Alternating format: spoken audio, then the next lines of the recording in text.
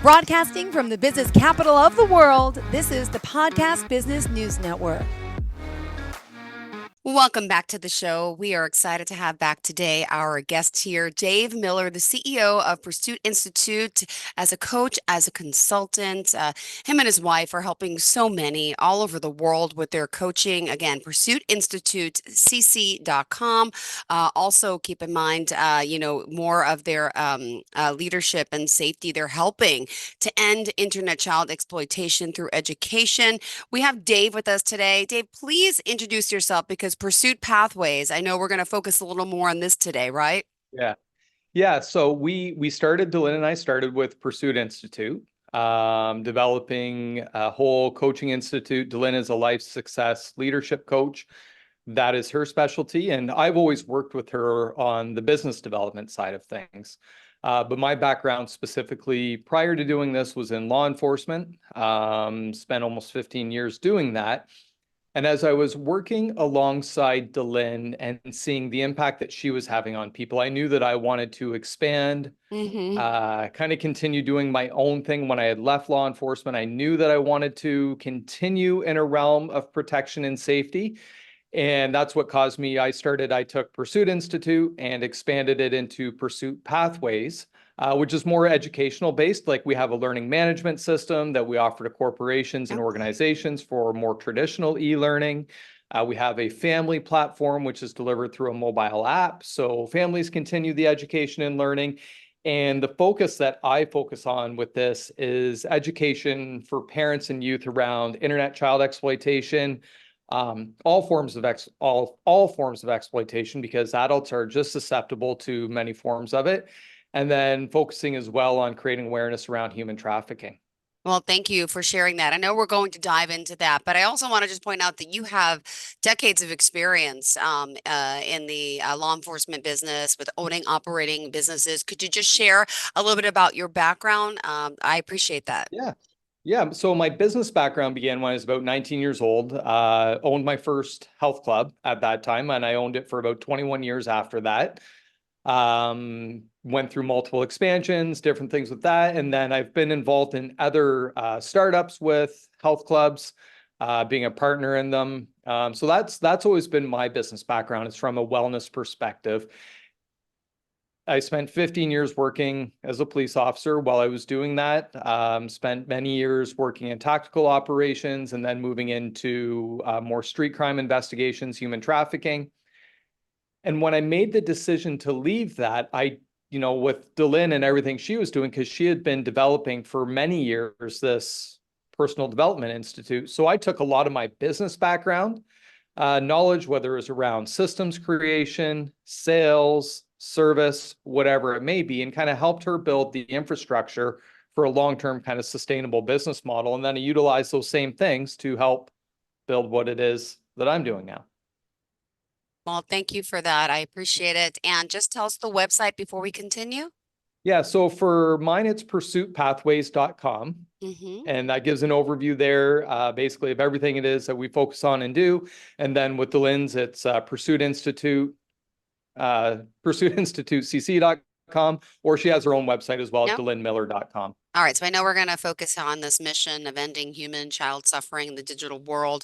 Just remind us a little bit about why you started this. Why was it so important to you? And what was the goal behind this? Yeah, when I left policing, I was working in such a reactive role.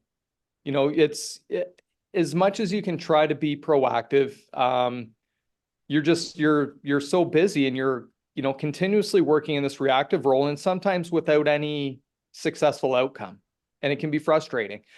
I knew that it wasn't aligning with me anymore. And so when I made the decision to leave that career and I, kind of joined with Dylan, we packed everything up. We left living in Canada where we were. We moved to the Caribbean, into Barbados.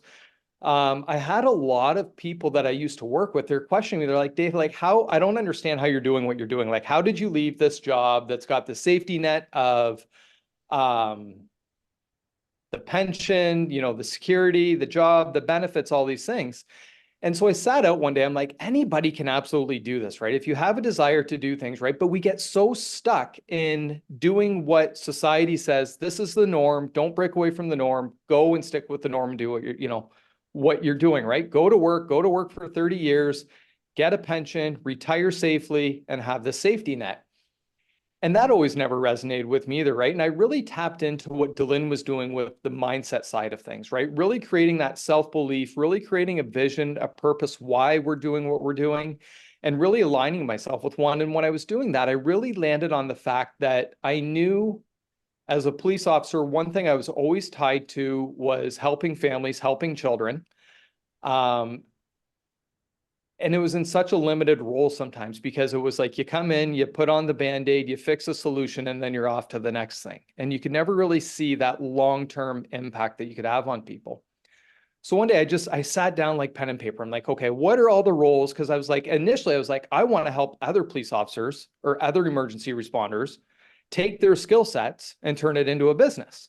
I'm like, so how can we do that? And I just started like brainstorming all these ideas. And that's when I landed on this idea here. I'm like, there's such a gap when it comes to helping protect children in the online world. Rates of child exploitation are just skyrocketing. And less than 15% of parents actually really truly know what their kids are doing in the online world. So I saw this big need because when you have rates going up like this and with the emergence of artificial intelligence, and I started looking for, well, who's providing education on this? Who's helping solve this problem? And there's not a lot out there. There's a lot of articles, there's a lot of blog posts on it, but I mean, they're thousands and thousands of words long. And the way I kind of explain that to a parent is it's like taking a 1,000-piece puzzle and dumping it out on a table, trying to put it together, right? You got to start finding your edge pieces, your corners, and then you have to assemble this puzzle and knowing how to protect your kids in the online world. I'm like, that's not fair to the parents to have to do that. That's a lot of work. They just want to be able to take, it's like, what do I need to know? What's the most pertinent information that I need to know to be able to protect my kids in the online world? Yeah. And so we've taken all of those topics and put them into short, easy to consume courses, video format with all of the resources they need, right? So they're not dumping out a 1,000-piece puzzle anymore, right? We've put the puzzle together for them. They just have the last few pieces to put in, and that's just taking in the material and then being able to apply it into their life. I think there's this common misconception that parents have, and it's to no fault of their own, but it's like, one, there's a belief that I'll tell my kid never to do this online, and just because I said they're never to do it, they're never going to do it. Or number two, they just don't believe it's going to happen to them. Like most people think, if I only read about it in the media, that's the only time it's happening. So true. So sadly true, but yep. It is. And it's happening so often. It's happening to, and it's an issue. It doesn't know a demographic. It doesn't know any form of demographic. It can happen to absolutely anybody. It can happen to well-educated adults who can fall, susceptible to online scams. And there's like, I think it was NASDAQ did a really cool report on it. And I think there's over $380 billion, $390 billion last year lost alone to financial crime and all the forms that it can be, like $380 billion. So what we've taken is like, we've kind of developed this really cool concept around it that if this happens to an adult or happens to their child, they're going to be, there's a massive fallout. There's anxiety that goes with it, which can lead to mental health, depression, substance abuse, time needed for time off work, all of these different things. So what we've really then poured into was studying workplace wellness solutions. Okay, more than ever now, employers are pouring into employee wellness, providing gym memberships, providing on-site cooks, on-site chefs, wellness apps, all these different things. So And you employers have an are app engaged. too, right? Yeah, we do. Yeah. Yeah. Yeah. Employers are engaged in wellness solutions, but at the same time, we see this trajectory going up of mental health increasing drastically amongst adults and children. We see rates of child exploitation on the same path going up. And so we know that very few people actually report any incidents of being harmed online. It's either out of fear, embarrassment, or they don't know what to do about it. So they paid their few $100s that they were extorted from, or thousands of dollars in some cases. They close their computer and they hope it will go away. Mm-hmm. Now they have the anxiety, the mental health, the other things, right? Far too many youth have taken their own life because they were extorted online for a sexual purpose. They don't see a way out, right? Now their extorters basically holding them as a digital hostage. And they're saying, Dave, if you don't pay me money, $300, $400, $500, usually numbers that kids don't have access to. Yeah. And so kids start scrambling, trying to find money any way in which they can. It's horrible. Yeah. Even stealing, right? They'll pay a little bit, right? So maybe their digital captor saying, well, you got to pay me $600. And they're like, well, I only have $300. That's all I can pay. And the person on the other line is just saying, too bad, send, your images are going to go out to the world. All of your friends list, your Facebook, your Instagram, your TikTok, wherever. I have all of these lists. I'll send it to everybody if you don't pay. And Mm-hmm. they don't see a way out. And in an instant, just a second without thinking, they'll take their own life. And that's really what we're fighting against, is to create that education. The education we provide, there's never a guarantee of prevention. I can't, unless I'm sitting there in a room with every single person saying, hey, don't do that, right? That's a bad mistake. But it's, if you do it, it's helping them understand as well. It's not the end of the world. And here's how we got to get in front of it. Mm-hmm. Yep, there's a little bit of humility that goes with it, but we got to get in front of it. And then there's damage control that can be done. And that's also what we educate on. Got it. Well, let me just remind everyone how we can contact you and reach out to you. Yeah, absolutely. So our website is pursuitpathways.com. It's just being relaunched. When we launched this program, the company was called Protection, but it's Protechtion, all about online digital safety.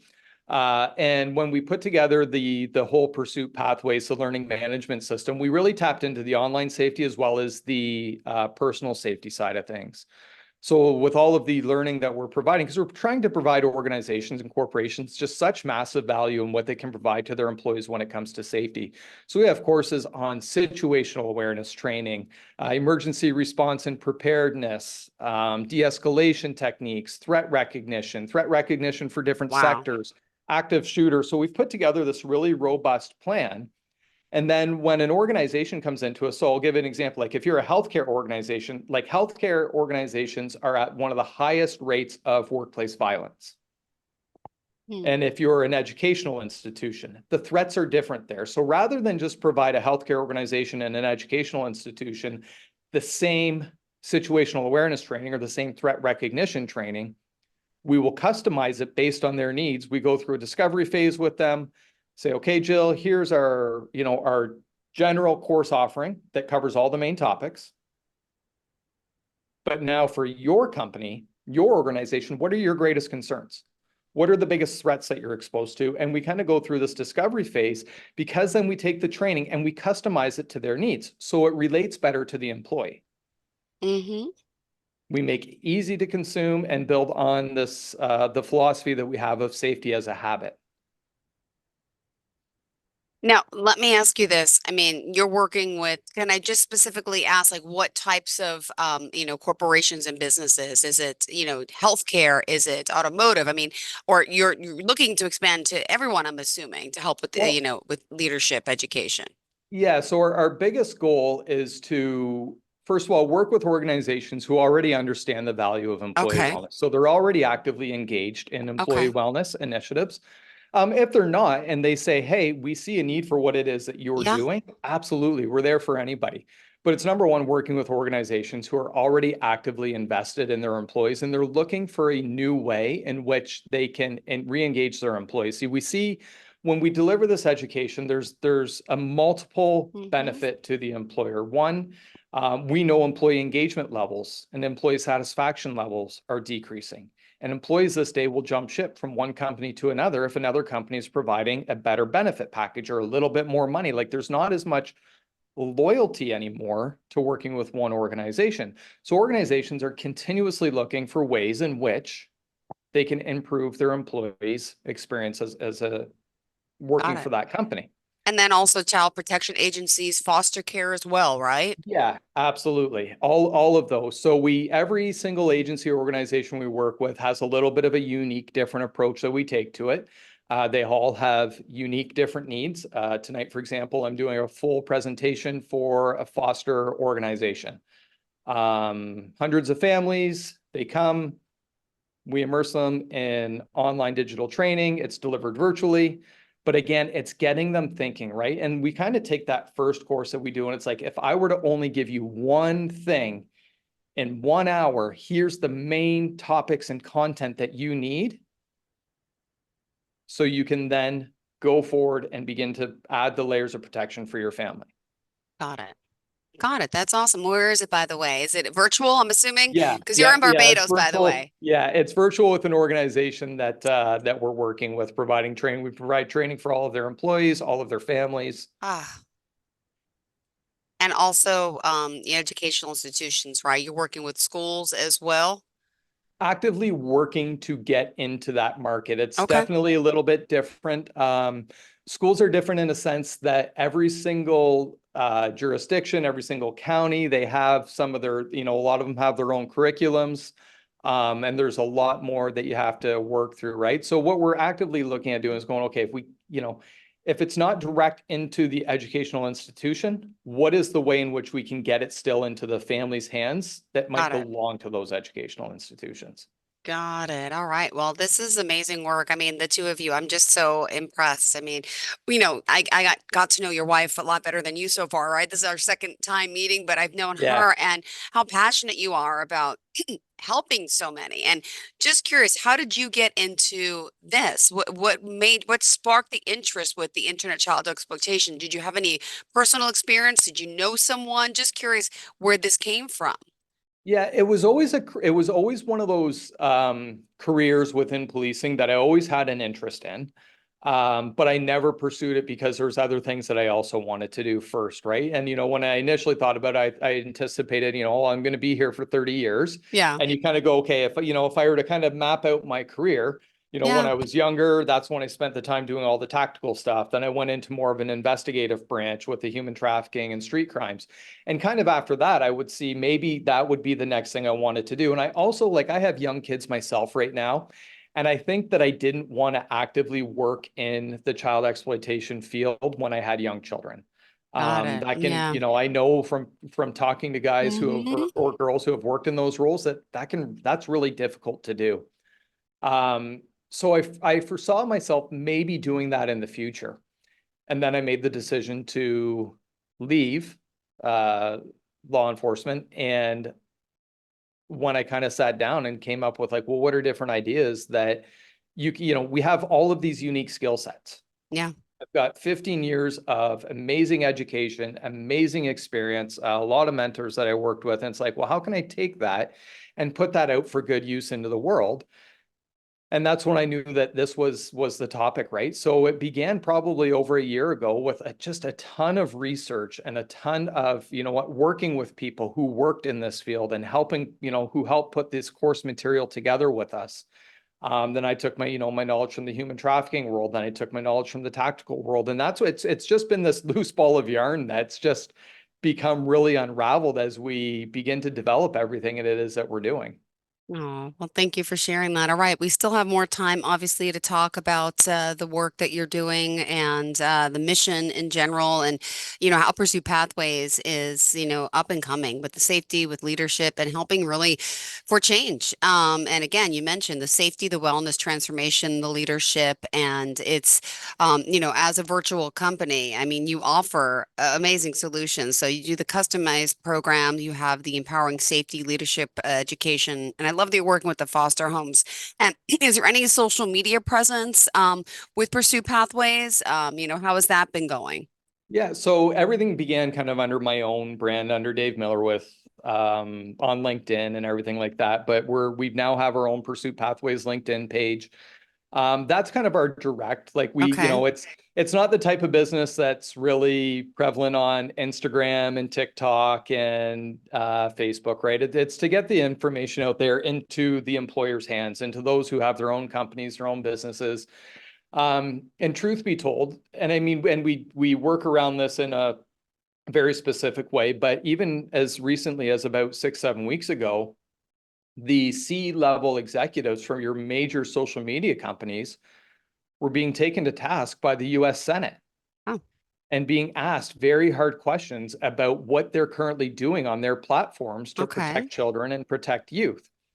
So it's difficult for us because I believe in those platforms. Like there's a lot of good that they can be utilized for, but there's a lot of evil that they can be Mm-hmm. utilized for as well. And my job is to educate on the dangers that exist on those platforms. So it's difficult to get on some of those platforms and say, beware of these Yeah. dangers that exist here, right? I mean, without, getting put into, social media jail or anything like that, right? So we've kept it to the LinkedIn. That's our primary number one focus. Good. And we've really begun building some relationships in the corporate America world that I think is going to help us really get our name out there and build the awareness around what it is that we're doing. Social media is definitely a great tool and a great voice. It's just not the vehicle that we're using for this. Pursuit Institute, completely different, Yeah. game there, right? Where we're all over social media with it. Great. Well, what else did you want to make sure we're aware of today about Pursuit Pathways and the work that you're doing and those out there listening who may be able to benefit from your, direction? Yeah, for sure. So I think I touched on earlier, right, that I think a lot of individuals or parents think, well, if it doesn't, it's not going to happen to me, right? Or it's only Mm-hmm. an in the media problem, right? And I don't see it in the media that often, so it can't be that big of a deal. What they don't realize is that there's over 5 million online predators that exist. There's 500,000 of them active every single day. And they're utilizing, and it's not like they just don't hop on today and begin a conversation with a child or with an adult with an end goal of getting something in 30 minutes. They will spend months, 3 months, 6 months, up to a year building a relationship with that individual in order to exploit them. Okay. For kids on gaming, I know I a have little ones. child, This is what yeah, worries me. in as little as 19 seconds. That's how quickly a child can be locked into a high risk grooming conversation while gaming online. Uh, 19 seconds. It can happen that quickly. Like I said, the rates are just so drastically increasing, and it can happen to adults. I'm interviewing a wonderful woman tomorrow. She owns a organization called SCARS. Debbie Montgomery is her name. And she was, she's a big advocate for this, and she was a victim of a romance scam herself. She spent years in the US Air Force working. Her husband passed away, and, when she was in her 50s, and eventually she met somebody online, uh, built a relationship with them over 3 months, and ended up giving this person over time over $1 million of her money before finally realizing that it was an online scam. So the backbone of what we do is Wait, with the was this focus. the story of the woman who then either committed suicide or got killed, and the daughter was looking for her? And No, that's it. Debbie very much, This she's a is huge advocate. Debbie was okay. the victim, and she's a huge advocate for this. Okay. We got connected. She was featured in, earlier I referenced a report from NASDAQ that talks about the toll of financial crime on individuals. And so she had a feature in there about it. And so her and I got connected Yeah. and have been chatting. And that's where we really took this toll. The initial mission of what we were on Yeah. was ending internet child exploitation. Wow. And that's still the backbone of what we do, because you know what, youth are so, at least an adult has a voice of their own, Yeah. and but many youth don't, and just don't see or know what's happening to them, right? And the youth, they're our future, right? Yeah. We need them, and we need to protect them if they aren't able to protect themselves. And that's an example why we get into foster families, kids there who might be in a more vulnerable state and who are even more susceptible to being groomed in the online world.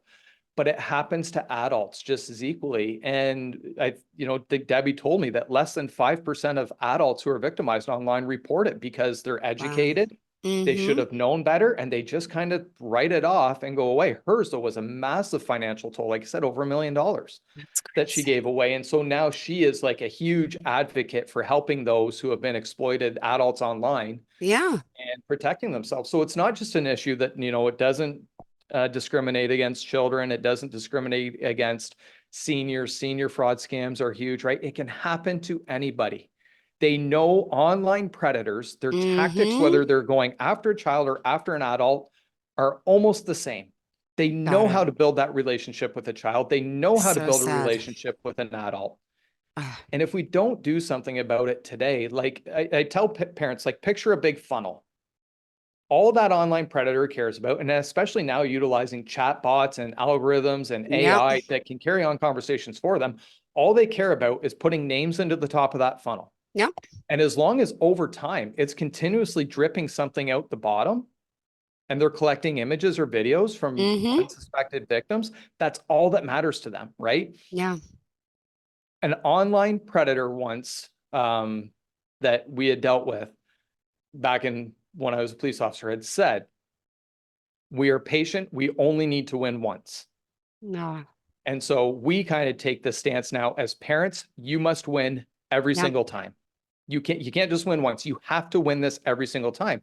And it's not our goal to have parents go up to their kids and take technology away from them and say, this is dangerous, it's bad, there's bad people out there. Yeah. It's to help them create the awareness about what it is that they need to do to protect their kids online. Kids need technology for school. They need it for education. They need it for future careers. They need it for, we live in a content creation world. They need they need to know how to do that stuff.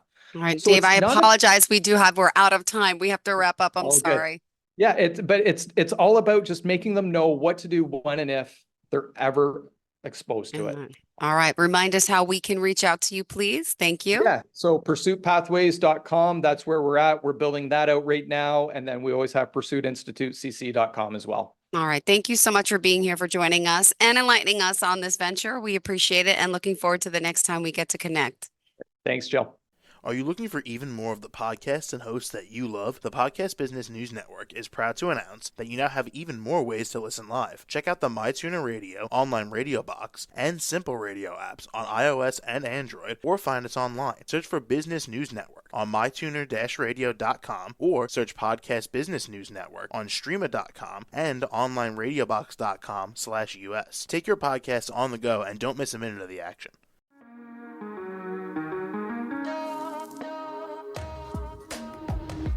Broadcasting from the business capital of the world, this is the Podcast Business News Network. For nearly 2,000 severely injured veterans, everyday life has become filled with barriers.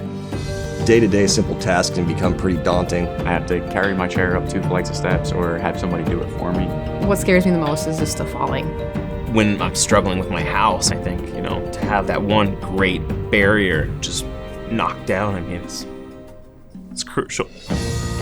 Home for Our Troops is a wonderful nonprofit that builds a mortgage-free, fully adaptive, handicap-accessible house. And there's no catch. It'll be our very first home that we've ever owned. This is a game changer. This is where your life begins again. We need you to join us in completing this important mission. Please visit hfotusa.org and help build homes and rebuild lives. Because of you, everything's going to be okay.